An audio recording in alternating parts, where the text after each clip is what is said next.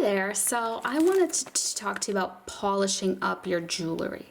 So this is something that is done after you oxidize the jewelry. You polish to clean it back up, or if it's just been sitting around there for a long time, this copper piece here, you can see has lost a lot of its shine. It now looks like a pretty dark color.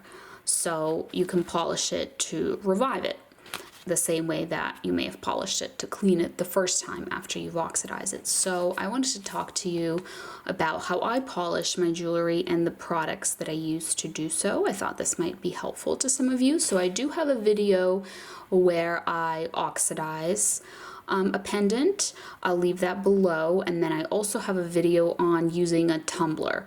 So I'm not going to show those things in this video, but I will mention them, and if you need to see the full videos on those, they'll be down below. So first, obviously, you oxidize the pendant. Then in that other video, I used some stainless steel wool to clean it.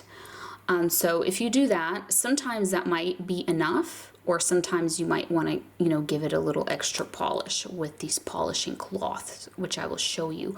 Alternatively, you don't even have to use the stainless steel wool. You can just kind of, wash the piece off, maybe with some soap, dry it up, and then use the polishing cloths instead. So they can be used instead of or in addition to the stainless steel wool.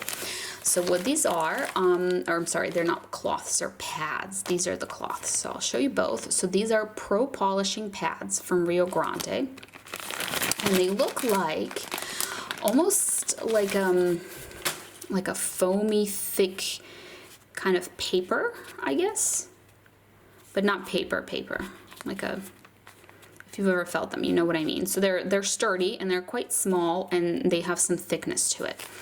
So what happens is these are quite abrasive, so when you rub them against a wire like this, you can straight away see the difference between this wire and now this shiny polished wire here. So they're really, really easy to use. All you do is literally just rub, just like that. Super, super easy. So I'm just going to go ahead and do that. Just rub it on the surface of all your wires.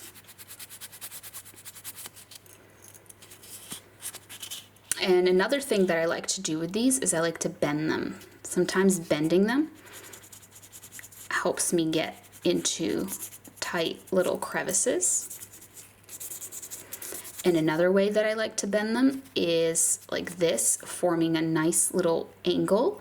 In this particular piece, it's not necessary, but in some pieces, there might be just a little spot that you just can't get into, and then you just stick that in there and it cleans it.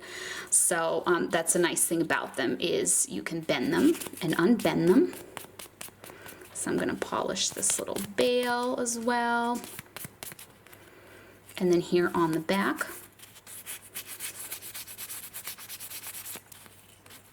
I'm just going to rub that. Clean that all up. So those work quite well, and you can see the big difference that it has made and the nice shine that was restored to this piece. However, if you wanted to do an additional polish that I think is really nice and looks really good, and in my personal experience, it helps retain the shine longer. If I use just these pads, then it doesn't stay looking this good as long as if I use the pads plus the polishing cloth after it. So as you can see, some of the oxidation came off on this pad. However, this can be used so many more times. You can see so much of it is still clean, and so I use this, I would use this for lots of pieces, not just one piece. So a little goes a long way, and it's a good value because you can keep using it. So let me show you the sunshine cloths that I use. So these are from Rio Grande again, and they're called sunshine cloths, and they come in different colors. I haven't experimented too much. I think I've tried the blue ones, but I usually use these gold ones. These work really well, and they make them really, really shiny. So they look like this, and normally they're clean, but I'm gonna go ahead and use one instead of, you know, using a brand new one. I'm gonna use one that I have already opened and used. Here's what it looks like. So it's a pretty decent size. It's quite a bit bigger than the little pads. And this you can also use many, many times. Even after it looks dirty, it still works quite well.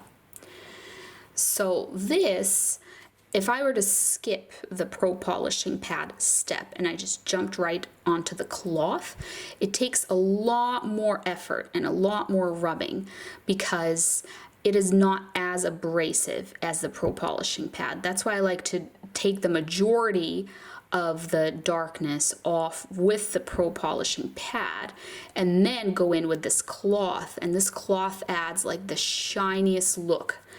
It already looks really shiny. Now, I know you might be thinking like, can it really get that much more shiny? Is it really worth, you know, using a cloth? But it honestly, it really is. It makes it so shiny, and that shine is gonna last a lot longer. So I really like it. Another nice way to do it is if you're just on like a desk. It depends on the pendant, of course, but if you're just sitting there on a desk, you just put this down and then you just rub this as well. So instead of just holding it in the air and rubbing it, this will just press down and it'll get an even shinier look for you. So I don't know how well you can see, but in real life I can tell that this is even shinier than this.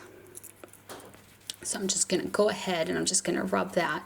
I have no choice but to do it in the air here, but my preferred method is to just put the cloth down and rub the piece on the cloth. But this works as well.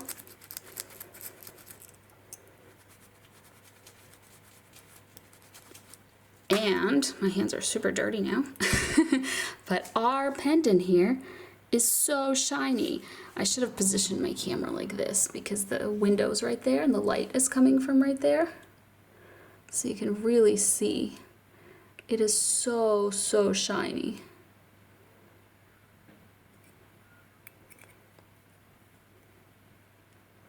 And the tumbler, I mentioned that in the beginning, and then I kind of forgot to mention it again, but basically the way I would use a tumbler, like in the video that I'm going to link below, I would use the tumbler to clean off some of the initial darkness after oxidizing a pendant.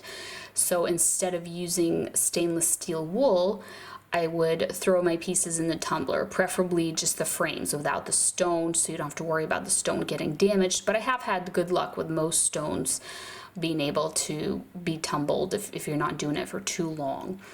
But then you also need a burnishing compound. So it's quite a complicated thing. I don't want to complicate this too much. It's just an extra thing if you didn't want to use stainless steel wool, or you didn't want to, you know, you wanted to remove some of that initial darkness when you oxidize a piece, because when you oxidize a piece, it comes out like completely black. So it might be too much effort to remove all of that black solely with the pro polishing pads. I have done that before though, and it works fine. But if you wanted to remove a little bit of it to make your job a little easier, and you wanted to invest in a tumbler, that is another option. But you definitely don't need one. I know it's kind of an expensive thing, and it saves you a little bit of time, but you can also do this all by hand as well. So that's pretty much it. Hopefully this video was helpful to you. And if you're ever interested in any of my jewelry, this piece, as of this moment, is available on my website, as well as a lot of other beautiful pieces of jewelry that I have for sale. And my website is oxanacrafts.com.